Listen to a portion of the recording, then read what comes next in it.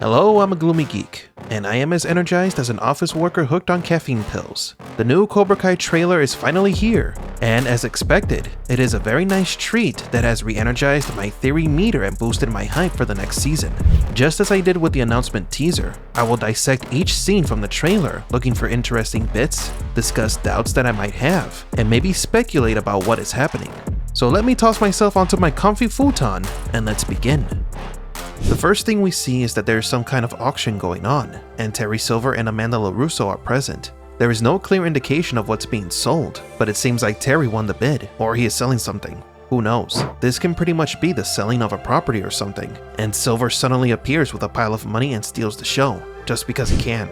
Remember that Silver's sphere of influence is not limited to punches and kicks. To the people of the valley that aren't savvy about the things that have happened since he appeared, Terry looks like a rich philanthropist who is trying to help their children, and there lies his biggest advantage. Not only does Terry have the money and karate superiority, but he also has the public on his side. Next, we see Johnny back at square one, once again on the hustle just like he was at the beginning of the series, only that instead of cleaning septic tanks and doing meager jobs for rich people, he is now working in transportation, maybe Uber or Lyft. Of course, Johnny being Johnny, this makes for some hilarious moments, as he always takes the jobs less suited to his personality. We also hear him say that he has cleaned his hands of Cobra Kai, perhaps at the beginning of the season, or after the trip to Mexico. He tells Daniel that he won't be part of the karate war anymore. This is expected from him. Everything he built crumbled when he lost the tournament, and when Miguel left the country to look for his real father. Then we see Daniel closing up Miyagi-Do for good, in between the Johnny taxi service scenes, and Sam arguing against it.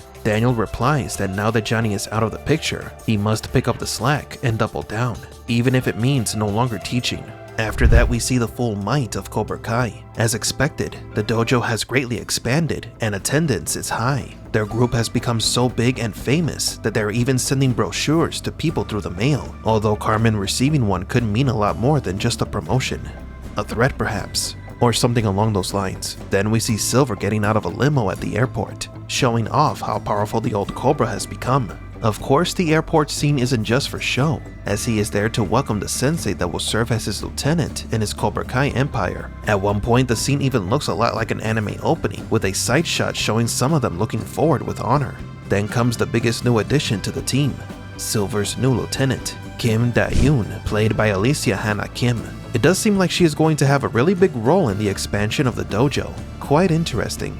Now we have the scuffle at the water park, which has a couple of fascinating details. The first one is that everyone is there, both Cobras and heroes, including Miguel and Robbie, which means that this is after the trip to Mexico. Second, Johnny speaks as if there has been some sort of non-aggression pact when he says, "We are all friends now." It seems to me that some semblance of peace was achieved. That is until the guys at the Snake Karate decide to bully Anthony and spark the flames of war again. It is curious to see Johnny taking a neutral stance instead of wanting the good guys to kick the shit out of the bullies.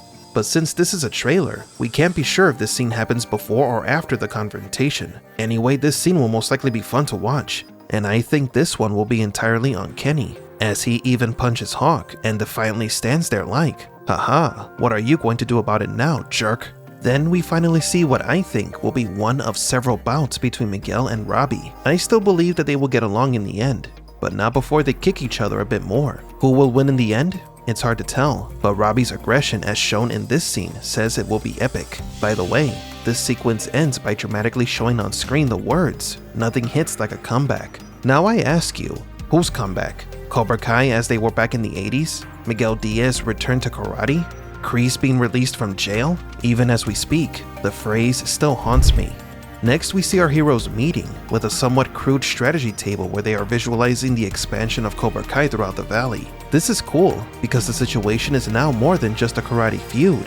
It is a war of wits, and lots of cool things can come of this. Will our heroes try to block Cobra Kai's expansion through legal and or business related ways? Danny Boy has already tried this against Johnny, so it is an option. Another way, in Johnny's words, is a pre-strike before another Cobra dojo opens. Or they can try to discredit Silver somehow. Stingray. The next scene shows that the Cobra Kai doctrine is indeed getting harder for their students. And it kinda reminds me of how Silver trained Daniel in Karate Kid 3. Kim Da-yoon is going all out with the aggression, and even resorting to physically punishing her students, as we see when she hits Tori when she did something wrong in her sparring or lesson demonstration against Devin Lee. Then there is a scene where Chosen is teaching people from other unrelated dojos. This is a clever curveball because it makes us wonder why. Why would somebody who came from Japan to defeat an evil karate empire allocate some of his precious time to teaching others? Is this an ultimate alliance between all dojos? Or is this something as mundane as Chosen's day job during his stay in America? After that, we see Daniel and Amanda arguing, so there is trouble in paradise. Not surprising considering that Amanda has been quietly holding on to dear life as the karate war lit by her husband's formal rivalry with Johnny Lawrence has threatened her family multiple times. The feeling of danger still lingers with no end in sight, and she's tired of it. Daniel is then looking at a family portrait with a melancholic look on his eyes, reinforcing the idea that something is wrong. Something that was influenced by external forces like Silver and his lackeys, but spawning from within his family. We now see Johnny entering the LaRusso home and finding Amanda and Chosen. This may be the part where Johnny realizes that he can't just quit and expect things to fix themselves. I guess that something happens along the way that presses his buttons, which is even more apparent when we see him drunk and on the ground closing a laptop that was playing a Cobra Kai promo. If this laptop wasn't playing said promo video, we could become conspiracy theorists for a second and think that it is a stolen laptop and Johnny saw something that maybe he shouldn't have. Next up, we see the Triforce of Power. Johnny, Daniel, and Chosen joining forces and once again teaching. The curious thing here is that Daniel looks pretty beat up. Who beat him up? That's fuel for a nice theory for the gloomy seer. Next time. It's nice that they do form the hero dream team after all, unless this is trailer magic and they all meet for a short while before Johnny decides to quote-unquote wash his hands off Cobra Kai. Nah, just kidding. The fact that Daniel sports a black eye is proof that he tried to go at it by himself and got his ass beat. Now this looks like fun. It makes sense to see Daniel with Chosen, but Johnny with Chosen? This can pretty much be revenge for Daniel's beatdown, and the blondie right there may be the one who did it. If this is payback, it will be a very satisfying sequence, and probably the first time that a Cobra lieutenant bites the dust in the series, forcing Silver and Kim Da-yoon to escalate. Then we see something unusual. People are watching the kids train, both in Miyagi-Do and Cobra Kai, and they're even taking notes. What's this about? Will there be some kind of inspection of all dojos to make sure nobody's corrupting the kids? Or is this about a new tournament or challenge? Maybe karate becomes so popular again that they develop a ranking system of sorts. This is yet another curveball that I wasn't expecting, so I can't wait to see what it is.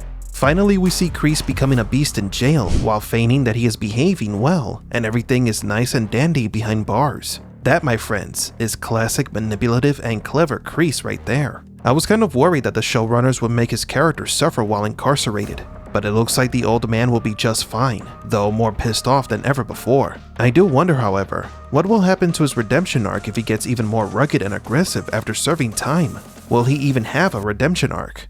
In any case, his old friend / partner is in a world of hurt now. And that's the trailer. While the teaser touched a bit on the Mexico trip, this one was more about the events at the Valley, and it seems like there's a lot of entertainment in store for us on September 9th. So go ahead, tell me what you think about the Cobra Kai Season 5 trailer. I'm a gloomy geek, and please excuse me while I go to my backyard and return to my bowstick training.